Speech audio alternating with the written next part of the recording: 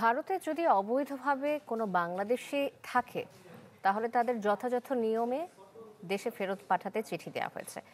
স্বরাষ্ট্র উপদেষ্টা জাহাঙ্গীর আলম চৌধুরী এই কথা জানিয়েছেন।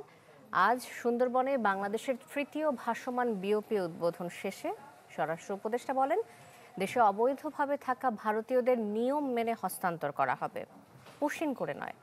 আর বিজিবির মহাপরিচালক পুশিন ঠেকাতে সহযোগিতা চান সীমান্তবাসীদের। কৃষ্ণ সরকারের ক্যামেরায় হিরণ খানের রিপোর্ট।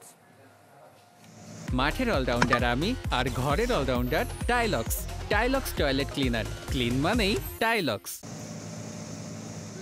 বাংলাদেশ ও ভারতের অভিন্ন বন হিসেবে দীর্ঘ সীমান্ত জুড়ে সুন্দরবনের অবস্থান। পৃথিবীর সর্ববৃহৎ এই প্রাকৃতিক ম্যানগ্রোভ বনের গহীনে জল সীমান্তের সার্বিক সুরক্ষা বরাবরই চ্যালেঞ্জিং। সীমান্ত সুরক্ষা, চোরাচালান দমন, মাদক পাচার রোধ, অবৈধ অনুপ্রবেশ, নারী ও শিশু পাচার প্রতিরোধ সহ যে কোনো আন্তঃসীমান্ত অপরাধ দমনে কার্যকর ভূমিকা রাখতে বয়সিংখালে নির্মাণ করা হলো ভাসমান বিওপির উদ্বোধন করেন স্বরাষ্ট্র উপদেষ্টা।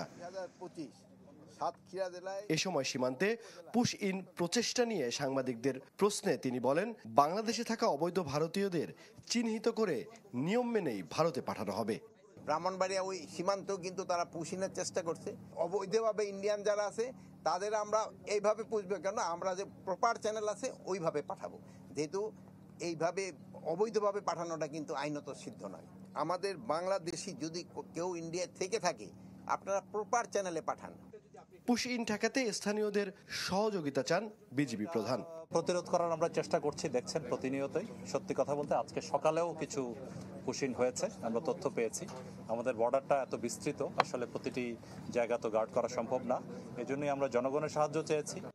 এরই মধ্যে বিএসএফ এর পুশিন চেষ্টা রোধে সীমান্তবর্তী এলাকায় কঠোর নজরদারি করা হচ্ছে। সম্প্রতি বাংলাদেশে বিভিন্ন সীমান্ত দিয়ে প্রায় 4 শতাধিক পুশিন করা হয়েছে। বাংলাদেশ ভারত সুন্দরবনের ৭৯ কিলোমিটার পানিপথের এই সীমানায় ভারতে রয়েছে উল্লেখ সংখ্যক ভাসমান বিওপি। তার বিপরীতে বাংলাদেশে মাত্র 3টি ভাসমান বিওপি। এখন প্রশ্ন হচ্ছে, এই 3টি ভাসমান বিওপি দিয়ে কতটুকু নিরাপত্তা নিশ্চিত করা সম্ভব এই এলাকার, নাকি দরকার আরও এমন ভাসমান বিওপির? হিরণ খান, চ্যানেল 24, সাতক্ষীরা, বয়সিং সীমান্ত।